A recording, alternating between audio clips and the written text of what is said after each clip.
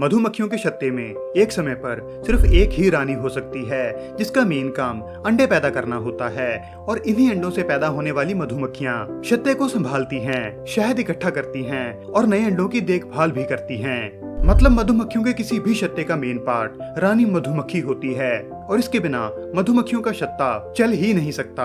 हालांकि आम मधुमक्खियों के मुकाबले में रानी मधुमक्खी की उम्र कई गुना ज्यादा होती है, लेकिन रानी मधुमक्खियां भी मरती हैं या फिर समय के साथ उनकी अंडे देने की क्षमता कम हो जाती है। इसके अलावा कई बार रानी मधुमक्खी छत्ते से आधी मधुमक्खियों को लेकर किसी नई जगह पर छत्ता शुरू करने के लिए उड़ जाती है और इन तीनों केसेस में ही छत्ते को एक नई रानी की जरूरत होती है। लेकिन अब बड़ा सवाल ये है कि मधुमक्खियां अपने छत्ते के लिए नई रानी का चुनाव कैसे करती हैं? क्या छत्ते में पहले से मौजूद कोई मक्खी रानी बन सकती है या फिर रानी मक्खी बाहर से लाई जाती है?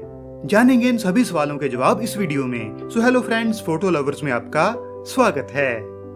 जब पुरानी रानी मर जाती है या फिर छत्ते को छोड़कर चली जाती है, तब छत्ते में मौजूद कोई भी मक्खी रानी नहीं बन सकती, क्योंकि रानी मक्खी का मेन काम अंडे पैदा करना होता है। लेकिन रानी के अलावा छत्ते की कोई दूसरी मक्खी अंडे देने के काबिल ही नहीं होती।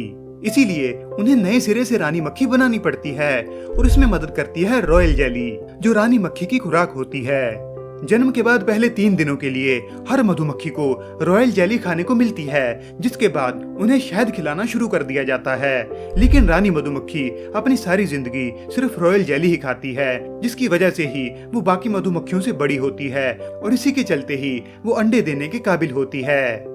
इसीलिए जब छत्ते में कोई रानी नहीं रहती तो वर्कर बीज मधुमक्खियों के ऐसे 8-10 लार्वा यानी कि नवजन्मी मधुमक्खियों को चुनती हैं जिनकी उम्र 3 दिन से कम हो और उन्हें रॉयल जेली खिलाना शुरू करती हैं। शहद की तरह ही रॉयल जेली भी छत्ते में रहने वाली वर्कर बीज के द्वारा ही बनाई जाती है और इसे बनाने के लिए वर्कर बीज के सर में हाइपोफरेंजियल नामी एक स्पेशल ग्लैंड होता है। लेकिन शहद की तरह इसे स्टोर करके नहीं रखा जाता, बल्कि सीधा ही रानी मक्खी या लार्वा को खिला दिया जाता है।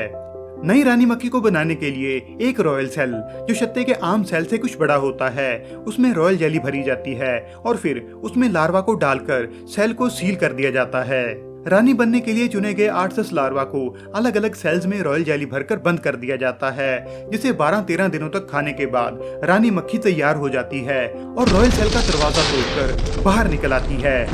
मतलब हर रॉयल सेल में रॉयल जेली के साथ बंद किया गया लार्वा रानी मधुमक्खी के रूप में तैयार हो जाता है।